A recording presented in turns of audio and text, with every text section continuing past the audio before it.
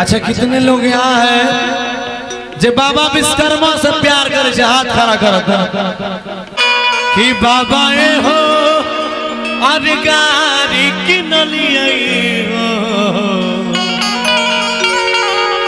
कि हो बाबा अरे बेटा पर हुआ नहीं सहाय बोधावा कि बालक तोहर पूजा वो नहीं जाने चाहो। आइएगा म्यूजिक से 1 2 3 4।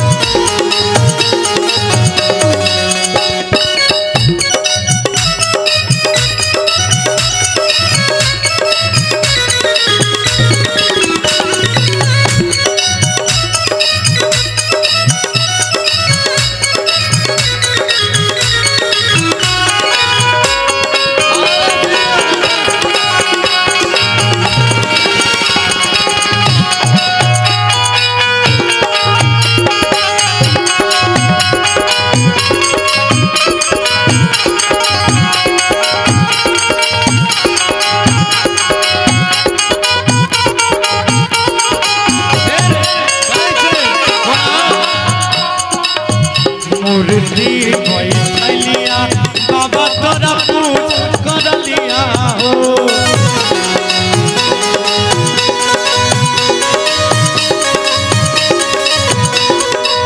बाबा मूर्ति बैठलिया बाबा तोर पूजा कर लिया हो। ओ बाबा तोर पूजा कर लिया हो बाबा गई हो बाबा बेटा बाके ना हो धमाई धमाई धावा बेटा तोर पूजा नहीं जाने चाहो हो बाबा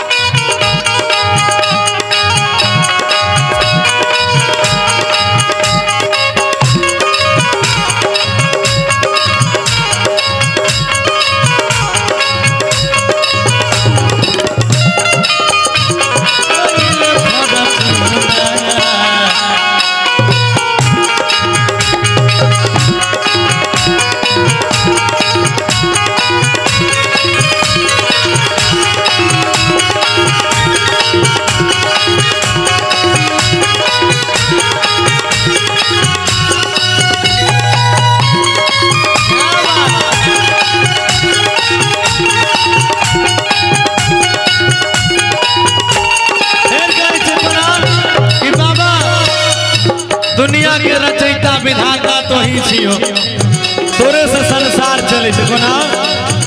दुनिया के रचयिता बाबा ये हो तू ही विधाता हो।